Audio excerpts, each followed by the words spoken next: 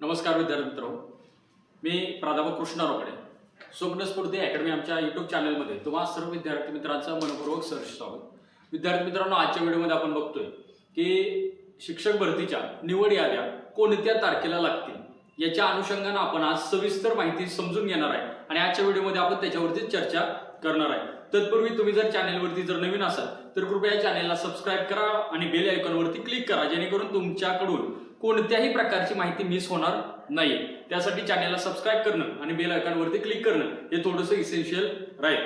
तर आजच्या व्हिडिओमध्ये आपण बघतोय की शिक्षक भरतीच्या ज्या काही संभाव्य निवड याद्या आहेत किंवा सर्वसाधारण जी निवड यादी आहे ती कधी लागणार आहे. आपण बघतोय की 21 फेब्रुवारी 2024 ला म्हणजे आजच्या दिवसामध्ये काय झालेलं आहे की पवित्र पोर्टलवरती काही सूचना पडलेल्या आहेत, म्हणजे प्रसिद्धीपत्रक जाहीर झालेलं आहे. आता या प्रसिद्धीपत्रकामध्ये काय सांगण्यात आलेलं आहे की संगणकीय आज्ञावलीला ज्या आज्ञा दिलेल्या आहेत त्या अनुषंगाने निवड यादीचं काम सुरू आहे आणि पडताळणीचं काम चालू आहे. आता ही पडताळणी झाल्यानंतर सर्वसाधारण निवड यादी जाहीर केली जाणार आहे. मग एक्झॅक्टली कोणत्या तारखेला निवड यादी जाहीर होऊ शकते हे आपण एका GR अनुषंगाने, म्हणजे प्रशासकीय जो GR आहे शासनाचा, शालेय शिक्षण डिपार्टमेंटचा, या अनुषंगाने आपण सविस्तर माहिती जाणून घेणार आहोत. चला तर मग आजच्या व्हिडिओला आपण सुरुवात करू. आणि हा व्हिडिओ एक विनंती आहे की हा व्हिडिओ पुढे स्किप करत न पाहता पूर्ण पहा, म्हणजे जेणेकरून तुम्हाला सविस्तर माहिती या व्हिडिओतून समजून येईल. आता या ठिकाणी बघा आपल्याला काय सांगितलेलं आहे, वेबसाईटवर जाहिरात प्रदर्शित झाल्यानंतर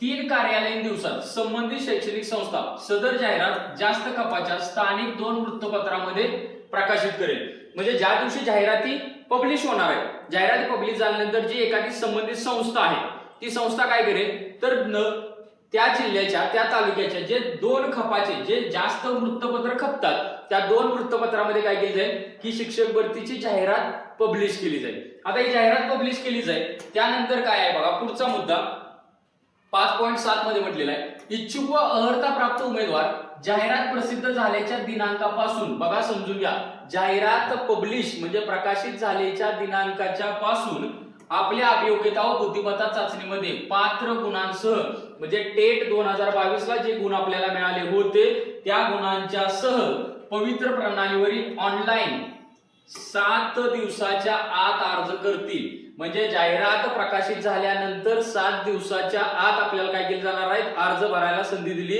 जाणार आहे. आता हे पडताळून आपण बघूया की एक्झॅक्टली आपण किती दिवसामध्ये अर्ज भरलेले. आता या ठिकाणी तुम्हाला स्क्रीनवरती मी कॅलेंडर दाखवतोय. आता या कॅलेंडर मध्ये एक गोष्ट समजून घ्या की आपल्याला कधी मुदत दिलेली, आजची तारीख आहे आपली 21, आपल्याला जाहिराती प्रकाशित झालेल्या 5 फेब्रुवारीला. आता 5 फेब्रुवारी पासून बघा काय झालं, 6 फेब्रुवारी 1 दिवस झाला, 7 फेब्रुवारी 2 दिवस झाले, 8 फेब्रुवारी 3रा दिवस आणि 9 फेब्रुवारी 4था दिवस.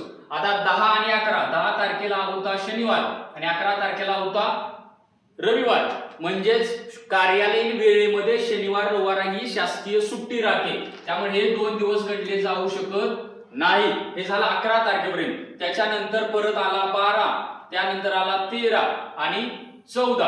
आता आपल्याला मुदत वाढ दिलेली 14. ही 14 मुदत वाढ दिलेली का, औरंगाबाद हायकोर्टामध्ये जी याचिका दाखल झालेली मराठी माध्यमच्या अनुषंगानं, त्या अनुषंगाने आपल्याला 1 दिवस मुदत वाढ दिली होती. म्हणजे समजून घ्या, 6 तारीख म्हणजे 1 2 3 4, 12 तारीख म्हणजे 5वा दिवस आणि 13 तारीख म्हणजे आपला 6वा दिवस आणि 14 तारीख म्हणजे कोर्टाने मुदत वाढ दिलेली तो 1 दिवस. असे मिळून आपले एकूण किती दिवस झाले, 7 दिवस. म्हणजे जाहिरात प्रकाशित झाल्यापासून आपल्याला काय सांगितलेलं आहे या GR मध्ये, त्या अनुषंगाने बघा, जाहिरात प्रकाशित झाल्यापासून 7 दिवसाच्या आत अर्ज करतील, ऑनलाईन 7 दिवसाच्या आत अर्ज करतील. म्हणजे 7च दिवस आपल्याला अर्ज भरण्यासाठी मुदत वाढ दिली होती. आता 7 दिवसाचे अर्ज झाल्यानंतर पुढची प्रक्रिया कशी होणार आहे या GR नुसार परत समजून घ्या. उमेदवाराने प्राधान्यक्रम दिल्यानंतर 5 कार्यालयीन दिवसाच्या आत, काय सांगितले, 5 कार्यालयीन दिवसाच्या आत शिक्षण संचालक गुणानुक्रमानुसार माध्यम, प्रवर्ग, विषय व बिंदू नामावलीनुसार स्थानिक स्वराज्य संस्थांसाठी निवड सूची जाहीर करतील. आणि 21 फेब्रुवारी म्हणजे आज जी जाहिरात, जे प्रसिद्धीपत्रक जाहीर करण्यात आलं त्यामध्ये सुद्धा हाच मुद्दा उपस्थित केलाय की ज्या जाहिरातीच्या अनुषंगाने ज्या याद्या आम्ही प्रकाशित करणार आहे त्याच्यामध्ये विद्यार्थ्यांनी दिलेला प्राधान्यक्रम, त्याचा आरक्षण किंवा त्याने दिलेलं माध्यम आणि कोणत्या स्तराला अर्ज केलाय या सर्व गोष्टीचा विचार करून आणि टेटला त्याला पडलेले मार्क या सर्व गोष्टींचा विचार करून आम्ही निवड यादी लावण्याचा प्रयत्न सुरू आहे. म्हणजे समजून घ्या कधी निवड यादी लागणार आहे, 5 कार्यालयीन दिवसाच्या आत. आता हा शब्द महत्वाचा आपल्याला, कार्यालयीन दिवस म्हणजे सुट्ट्या सोडून. आता बघा उमेदवारांनी प्राधान्यक्रम दिल्यानंतर मग आता यादी कधी लागू शकते हे थोडंसं समजून घ्या. 5 कार्यालयीन दिवसाच्या आत. पुन्हा कॅलेंडरवरती आपण गेलो. आता या ठिकाणी बघा आपल्याला मुदत कधी संपलेली, 14 तारीख आपल्याला काय होती फॉर्म भरण्याची लास्ट होती. म्हणजे इथं आपले संपले प्राधान्यक्रम लॉक या ठिकाणी आपण केले. आता इथून बघा 15 आणि 16 हे किती दिवस झालेले आहेत, एकूण 2 दिवस झाले. आता त्याच्यानंतर 17 आणि 18 हे काय आहे, शनिवार आणि रविवार. म्हणजे हे 2 झाले सुट्टीचे दिवस. हे कार्यालयीन दिवसामध्ये धरले जाणार नाही. मग पुढे काय आहे, हेच फार महत्वाची गंमत आहे बघा. इथं समजून घ्या 2 दिवस झाले, 17-18 ला सुट्टी आली. 19 तारखेला छत्रपती शिवरायांची काय होती, जयंती होती आणि त्यामुळे ती सुद्धा काय झाली, शासकीय सुट्टी झाली. त्यामुळे हा दिवस सुद्धा इथं कार्यालयीन वेळेमध्ये गणला जाणार नाहीये. त्यानंतर 20 आणि 21 म्हणजे 15 आणि 16 हे 2 दिवस, 20 आणि 21 हे 2 दिवस. म्हणजे आजच्या दिवसापर्यंत एकूण कार्यालयीन दिवस फक्त झालेले आहेत विद्यार्थी मित्रांनो 4. त्यामुळे आज तरी यादी लागणार नाहीये. आणि उद्या 22 तारीख आहे, उद्या आपले दिवस पूर्ण होतात ते म्हणजे 5 दिवस. आणि शासनाच्या या GR नुसार आतापर्यंत कार्यवाही सुरू आहे. तो GR आहे 7 फेब्रुवारी 2019 चा. या GRच्या अनुषंगाने प्रशासन आयुक्त कार्यालयातून ह्या खबरदारी घेऊन काय केली जाते, कार्यवाही केली जात आहे. म्हणजे जसं जाहिरातीमध्ये आपल्याला 7 दिवस प्रेफरन्स लॉक करण्यासाठी दिले, त्याच्यानंतर प्रेफरन्स लॉक झाल्यानंतर कार्यालयीन 5 दिवसाच्या आतमध्ये निवड यादी जाहीर होणं गरजेचं आहे. आणि ती निवड यादी कोण करणार आहे, संचालक हे करणार आहे. मग आता इथे बघा 14 ला आपण प्रेफरन्स लॉक केले, 15-16 हे 2 दिवस आले, 17-18 ला तर शनिवार रविवार सुट्टी आली, तो कार्यालयीन दिवस गणला जाणार नाही. 19 ला शिवजयंती असल्यामुळे तो दिवसही गणला जाणार नाही. मग 20 आणि 21, मग 15, 16, 20, 21 हे दिवस किती झाले, एकूण 4 दिवस झाले. आणि उद्या असणारा 22 फेब्रुवारी हा अंतिम म्हणजे 5वा दिवस आहे. याचाच अर्थ उद्या जाहिरातीच्या अनुषंगाने याद्या डिक्लेअर होऊ शकतात किंवा उद्यानंतर कधीही. आता पुन्हा शनिवार रविवार येणार आहे. आता शनिवार रविवार हा याद्या लागू शकतात, पण त्याला कार्यालयीन दिवसामध्ये गणलं जात नाही, हे समजून घ्या.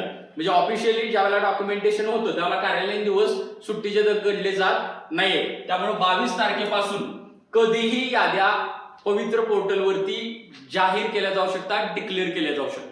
ही गोष्ट फार महत्वाची आहे तुमच्यासाठी. आणि मी हे कुठून सांगतोय, हा जो GR आहे या GRच्या अनुषंगाने मी तुम्हाला या सर्व गोष्टी सविस्तर सांगितलेल्या आहे. काय सांगितलेलं आहे इथं परत बघा, 5 कार्यालयीन दिवसाच्या आत आणि 21 तारखेला बरोबर 5 दिवस होतात.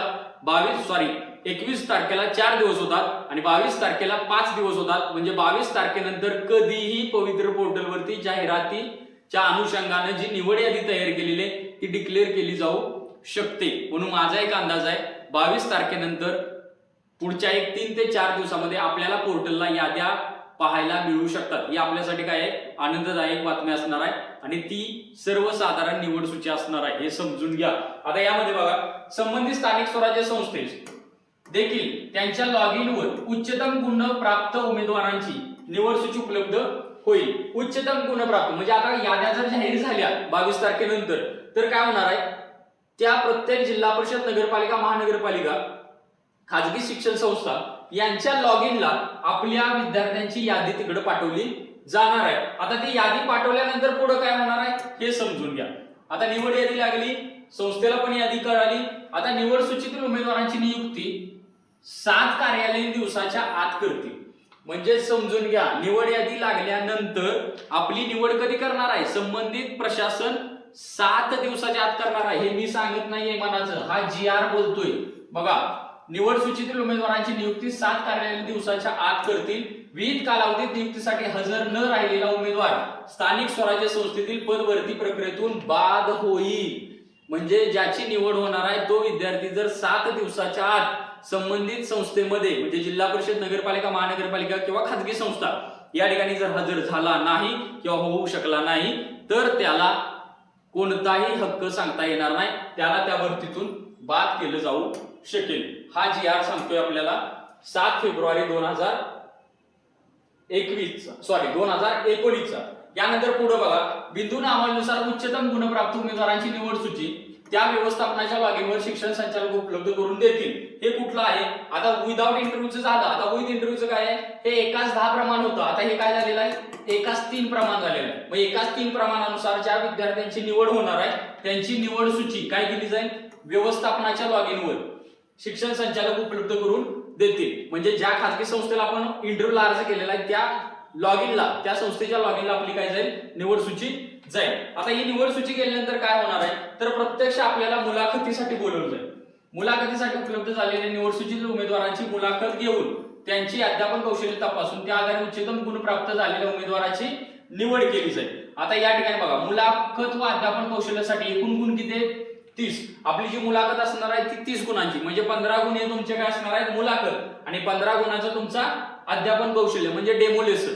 म्हणजे तुम्हाला एक इयत्ता दिली जाईल आणि त्या इयत्तेला तुम्हाला प्रत्यक्ष शिकवावं लागेल, हे होणार आहे. आणि मुलाखत व अध्यापन कौशल्याच्या संबंधित झाल्यानंतर बघा, गुणपत्रकानुसार प्रथम क्रमांकावर असलेल्या उमेदवाराची नियुक्ती 7 कार्यालयीन दिवसात केली जाईल. म्हणजे आता निवड झाली आणि त्यांना कळवलं, तर निवड झाल्यानंतर अंतिम निवडीच्या नंतर प्रत्यक्ष 7 दिवसाच्या आतच त्या मुलाला काय केलं जाईल? संस्थेवरती सुद्धा हजर करून घेतलं जाईल. आणि अशा परिस्थितीत जर उमेदवार 7 कार्यालयीन दिवसात, आता कार्यालयीन दिवस म्हणजे काय? सुट्टी सोडून